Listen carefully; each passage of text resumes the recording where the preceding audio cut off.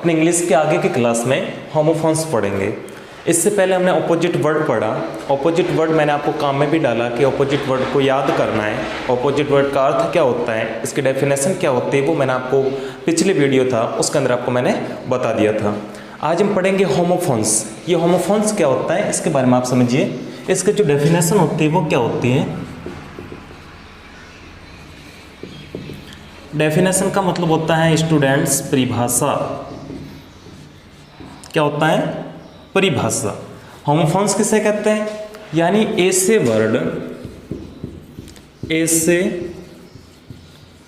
Words जिनके या जिसका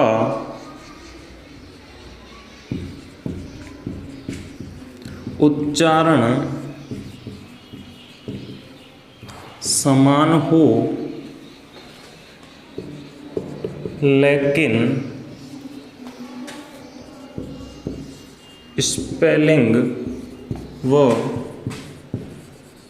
स्पेलिंग का अर्थ अलग अलग हो, उसे कहते हैं होमोफोन्स। क्या लिखा मैंने? होमोफोन्स की डेफिनेशन लिखी है, परिभाषा लिखी है कि ऐसे वर्ड्स, ऐसे शब्द जिनके उच्चारण समान हो, जिनका क्या हो, उच्चारण है वो तो समान होगा, लेकिन जो स्पेलिंग होगी या फिर स्पेलिंग का जो अर्थ निकलेगा वो क्या होगा, वो अलग अलग होगा। क्या होगा? अलग अलग होगा। उसे हम क्या कहेंगे? होमोफोन्स कहेंगे। आप एग्जाम्पल के तौर पर यहाँ पे देखिए किस प्रकार से है वो होमोफोन्स है। क्या देखिए आप, जैसे मैंने यहाँ पे लिखी स्पेलिंग SOME, दूसरी मैंने स्पेलिंग लिख SUM। अब आप देख सकते हैं क्या, इसको हम क्या पढ़ते हैं? इसको हम पढ़ते हैं सम। क्या पढ़ते हैं? सम पढ़ते हैं। तो इसको भी क्या पढ़ते हैं? इसको भी सम पढ़ते हैं। ठीक है, लेकिन जब इसका अर्थ निकलेगा वो क्या है? सम। सम का मतलब होता है कुछ। क्या होता है? कुछ होता है। और इस सम का मतलब क्या होता है? योग या फिर जोड़। ठीक है, अब देखिए होमोफोन्स क्या था कि ऐसे वर्ड जिनके उच्चारण समान हो। देखो इसको भी हम सम बोलेंगे, इसको भी सम बोलेंगे, दोनों को सम बोलते हैं, लेकिन उनकी स्पेलिंग और स्पेलिंग का अर्थ, ये इनकी स्पेलिंग और ये स्पेलिंग का अर्थ ये क्या हो, अलग अलग हो, उन्हें क्या कहेंगे? होमोफोन्स कहेंगे। तो अब आपके समझ में आ गया होगा कि ऐसे वर्ड्स जिनका उच्चारण समान हो लेकिन उनकी स्पेलिंग और स्पेलिंग का अर्थ अलग अलग हो, उन्हें कहते हैं होमोफोन्स। क्या कहते हैं? होमोफोन्स कहते हैं। मैं एक और आपको एग्जांपल दिखाता हूं। जैसे मैंने यहाँ पे लिखा डियर, इसको भी क्या पढ़ते हैं? डियर पढ़ते हैं। ठीक है, दोनों को, इसको भी डियर पढ़ते हैं और इसको भी क्या पढ़ते हैं? डियर पढ़ते हैं। ठीक है, अब इनका अर्थ क्या होगा? इस डियर का मतलब होता है प्रिय। क्या होता है? प्रिय। और इस डियर का मतलब क्या होता है? हिरण होता है। क्या होता है स्टूडेंट्स? हिरण होता है। ठीक है, तो अब आप आसानी से समझ गए होंगे कि इनका उच्चारण, दोनों स्पेलिंग का क्या है? दोनों स्पेलिंग का उच्चारण है वो समान है, लेकिन इनकी स्पेलिंग और स्पेलिंग का अर्थ दोनों क्या है? अलग अलग हैं। दोनों क्या है? अलग अलग हैं। तो ऐसे वर्ड्स को हम क्या कहते हैं? होमोफोन्स कहते हैं। ठीक है, अब मैं आपको कुछ होमोफोन्स लिखवाऊंगा जो आपको याद करने हैं। ठीक है, कौन कौन से होमोफोन्स है? देखिए, सबसे पहला जो होमोफोन्स है वो है ACCEPT। ठीक है, और एक है जिसको बोलते हैं EXCEPT। ठीक है, दोनों को हम एक्सेप्ट बोलते हैं। क्या बोलते हैं? एक्सेप्ट बोलते हैं। दोनों को हम क्या पढ़ते हैं? एक्सेप्ट। लेकिन इसका मतलब होता है स्वीकार करना। क्या मतलब होता है? स्वीकार करना। और इस एक्सेप्ट का मतलब होता है के सिवाय। क्या होता है? के सिवाय। ठीक है, ये प्रथम होमोफोन्स मैंने लिखा है यहाँ पे। एक्सेप्ट, दोनों को पढ़ते क्या है? इसको एक्सेप्ट पढ़ते हैं, इसको भी एक्सेप्ट पढ़ते हैं। इसका मतलब होता है स्वीकार करना और इसका मतलब होता है के सिवाय। दूसरा मैं लिखवाता हूं, जैसे BIRTH, बर्थ। बर्थ का मतलब क्या होता है? जन्म। और दूसरा जो होता है वो होता है ERTH बर्थ। बर्थ का मतलब क्या होता है? रेलगाड़ी या जहाज में सोने का स्थान, ठीक है ना। रेलगाड़ी या जहाज के अंदर जो सोने के लिए नाइट में या ऐसे सोने के लिए जो स्थान होता है उसको हम कहते हैं बर्थ, BERTH। और इस BIRTH बर्थ का मतलब क्या होता है? जन्म होता है। आगे देखिए आप DIE और DYE, ठीक है। इस डाई का मतलब होता है मरना और DYE का मतलब होता है रंगना। ये दोनों क्या क्या हैं? दोनों अलग अलग है, ठीक है। DIE का मतलब होता है मरना और DYE का मतलब होता है रंगना। चौथा मैं लिखवाता हूं BALE, बेल। बेल का मतलब क्या होता है? गांठ। क्या होता है? गांठ होता है। और BAIL, बेल का मतलब होता है जमानत, ठीक है। क्या होता है? BALE, बेल का मतलब होता है गांठ, किसी भी चीज के ऐसे गांठ बांधते हैं तो वो गांठ। और BAIL, बेल का मतलब क्या होता है? जमानत। जैसे किसी को पुलिस ने गिरफ्तार कर दिया है फिर उसको जमानत देते हैं ना, तो उसको इंग्लिश में कहते हैं बेल कहते हैं, ठीक है। नेक्स्ट हम लिखेंगे आगे वाली, वो है FARE। क्या है? FARE और FAIR, दोनों का अर्थ अलग अलग होगा। इसका तो आप जानते हैं FAIR फेयर यानी मेला होता है, ठीक है। तो दूसरे वाला FARE फेयर का मतलब क्या हो जाएगा? किराया हो जाएगा। क्या हो जाएगा? किराया। FARE फेयर यानी किराया, FAIR फेयर यानी मेला। आगे मैं नेक्स्ट लिखवाता हूँ आपको, जैसे मैंने लिखवा दिया LOSE, ठीक है। लॉस का मतलब क्या होता है? हारना। और LOOSE इसको बोलते हैं लूज। इसका मतलब क्या होता है? लूज यानी ढीला, ठीक है ना। इस प्रकार से तो समझ गए आप क्या हम करते हैं? फेयर का मतलब किराया, फेयर यानी मेला। स्पेलिंग अलग है, उसका अर्थ अलग है, लेकिन उच्चारण क्या है स्पेलिंग का? वो समान है। लॉस यानी हारना, लूज यानी ढीला, दोनों को लूज बोलते हैं, ठीक है ना। हारना, ढीला, इस प्रकार से। तो ये क्या हो गए? ये होमोफोन्स है। मैं कुछ और लिखवाता हूं आपको, तब तक आप इन्हें लिखिए।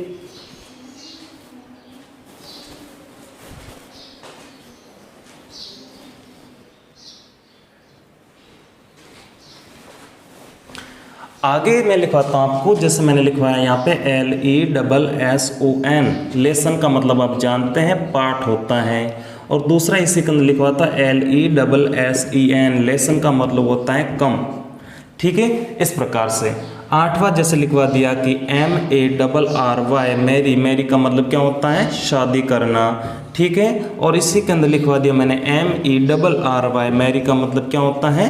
प्रसन्न होना, ठीक है। ये क्या है? ये सब होमोफोन्स से है, ठीक है, जिनका उच्चारण है वो समान होगा, लेकिन स्पेलिंग और स्पेलिंग का अर्थ है वो क्या होगा? अलग अलग होगा। आगे आप देख सकते हैं PLANE, प्लेन, और PLAIN, प्लेन, ठीक है ना। ये दोनों हैं। अब प्लेन का मतलब क्या होता है और प्लेन का मतलब क्या होता है? दोनों की स्पेलिंग समान है, लेकिन दोनों का उच्चारण समान है, लेकिन स्पेलिंग और उसका अर्थ अलग अलग होगा। प्लेन, प्लेन का मतलब क्या होता है? प्लेन का मतलब होता है कि यहाँ पे जो इसका मतलब होता है वायुयान, और प्लेन का मतलब होता है, इसका मतलब होता है सादा, ठीक है। PLANE, प्लेन का मतलब होता है वायुयान, और PLAIN, प्लेन का मतलब क्या होता है? सादा होता है, ठीक है। इसी प्रकार हम आगे लिखेंगे, जैसे WEE के वीक और WEA के वीक, दोनों को वीक बोलते हैं, ठीक है ना। लेकिन इसको जब उच्चारण इसका सही करें तो इसको विक बोलते हैं और इसको वीक बोलते हैं, ठीक है। तो इस वीक का मतलब क्या होता है? सप्ताह, और इस वीक का मतलब क्या होता है? कमजोर। इस प्रकार से वीक यानी सप्ताह और वीक यानी कमजोर। नेक्स्ट आपको लिखवाएं तो इसमें क्या होगा? एक होगा STORY, एक होता है STO, STO क्या होता है, STOREY,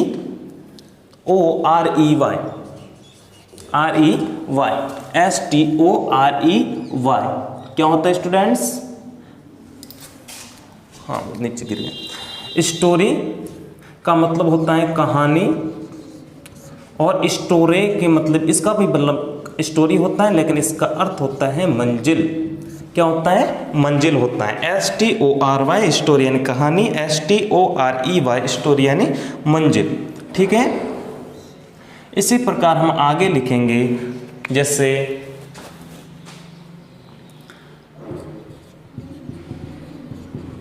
प्रिंसिपल और प्रिंसिपल। ठीक है ना, अब दोनों प्रिंसिपल है तो इसमें क्या होगा, इस प्रिंसिपल का मतलब तो आप जानते हैं प्रधानाध्यापक जी होता है, और इसका मतलब होता है सिद्धांत। ठीक है ना, इस प्रकार से प्रिंसिपल यानी प्रधानाध्यापक और प्रिंसिपल यानी सिद्धांत।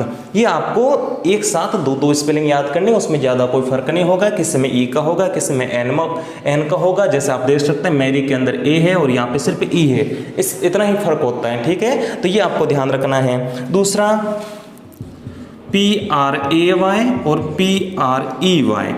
ठीक है, प्रे का मतलब होता है प्रार्थना करना, और इस प्रे का मतलब होता है शिकार करना। ठीक है, इस प्रकार से आगे मैं लिखवाता हूं आपको, जैसे RIGHT राइट का मतलब होता है सही। ठीक है, और इस राइट का मतलब होता है RITE, राइट का मतलब होता है संस्कार। ठीक है ना, अंतिम संस्कार।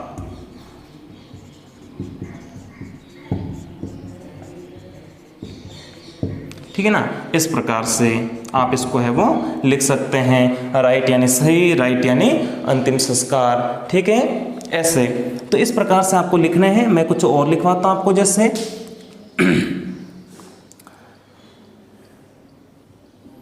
AL, मैं लिखवाता हूं आपको ALTAR।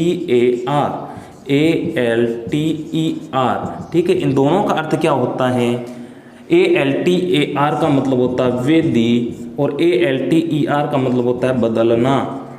ठीक है ना, दोनों अलग अलग अर्थ होते हैं। ALTAR अल्टर यानी वेदी, और ALTER अल्टर यानी बदलना। ठीक है स्टूडेंट्स, तो ये आपको मैंने लिखवाए 15 होमोफोन्स जो आपको याद करने हैं। अब आपको क्या करना है कि इन होमोफोन्स का प्रयोग किस प्रकार से होगा उसको समझना है आपको। देखिए मैं प्रयोग भी आपको साथ साथ में समझाता हूं, इसको आपको राइट करना है, लिखिए इसको।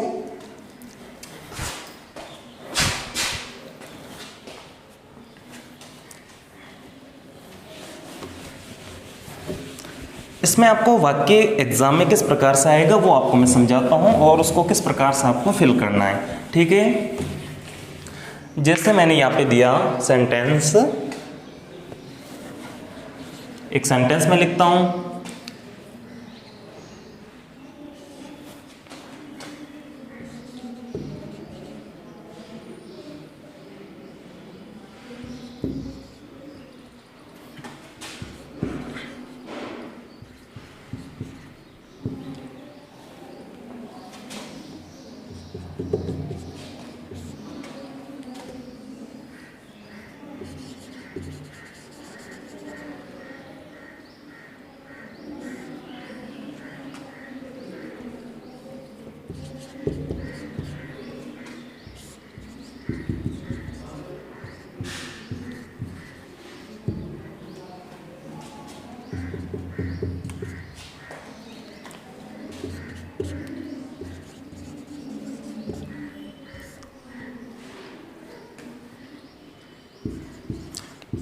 इस प्रकार से आपके सेंटेंस आएंगे। इसमें आप देख सकते हैं आगे इस प्रकार से लिखा हुआ होगा आपके 2 होमोफोन्स, उनमें से आपको कोई सेलेक्ट करके वो लिखना है, उनमें से कौन सा सही होगा वो आपको है वो फिल करना है। ठीक है, इस प्रकार से।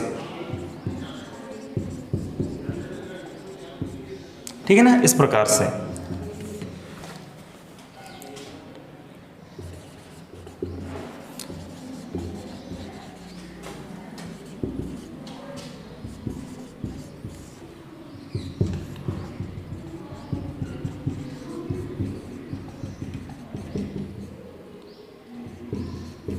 ठीक है ना। अब मैं इन सेंटेंस को आपको समझाता हूँ कि इनको फिल किस प्रकार से करना। देखिए सबसे पहला जो सेंटेंस है, खाली जगह लिव इन फॉरेस्ट्स, आगे लिखा है डियर और आगे लिखा है डियर, दोनों डियर है। अब दोनों को आपको समझना होगा। यहाँ पे वाक्य में क्या है कि लिव इन फॉरेस्ट्स, जंगलों में कौन रहता है, जंगलों में कौन रहता है। तो इस डियर का मतलब हिरण होता है और इसका मतलब होता है प्रिय, ठीक है, इसका हिरण और इसका मतलब होता है प्रिय। तो आप जानते हैं कि जंगलों में कौन रहते हैं, जंगलों में हिरण रहते हैं। तो आप यहाँ पे क्या लिखेंगे, डियर लिखेंगे, ठीक है, क्या लिखेंगे, डियर लिखेंगे। दूसरा, राधा विल खाली जगह विथ श्याम, राधा, अब आगे लिखा मैंने मैरी और ये भी मैरी है। तो इस मैरी का मतलब होता प्रश्न, इसका मतलब होता शादी करना। तो ठीक है, राधा क्या करेगी, राधा विल विथ श्याम, राधा श्याम के साथ शादी करेगी, ठीक है ना। तो क्या हो जाएगा, शादी को स्पेलिंग लिखनी है आपको यहाँ पे MARRY, मैरी यानी प्रश्न। यदि आप प्रश्न लिखते हैं कि राधा श्याम के साथ प्रश्न करेगी तो प्रश्न क्या होता है, ठीक है ना, प्रसन्न।